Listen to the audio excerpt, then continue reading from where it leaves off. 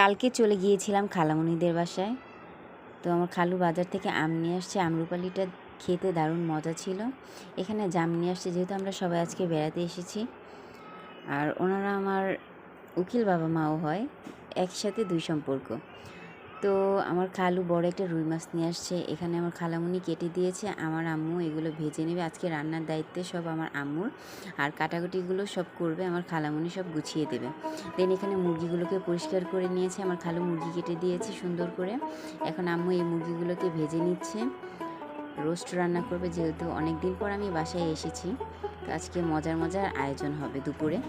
এখানে মুরগিটা ফ্রাই করা শেষ, এখন পেঁয়াজটাকে কষানো হচ্ছে। আম্মু সব কিছু রান্না করবে, বেশি করে পেঁয়াজ দিয়ে কষানো হচ্ছে, মশলাগুলো দিয়ে অলমোস্ট রোস্ট রান্না করা ডান।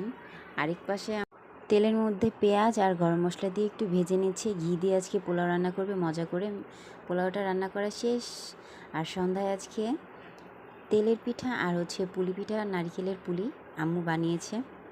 ঘোরাঘুরি শেষ, এখন বাসায় চলে যাচ্ছি। রিক্সায় আমরা মামি একটু ভিডিও করে নিচ্ছি। টাটা, আসসালামু আলাইকুম, সবাই ভালো থাকবেন, আল্লাহ হাফেজ।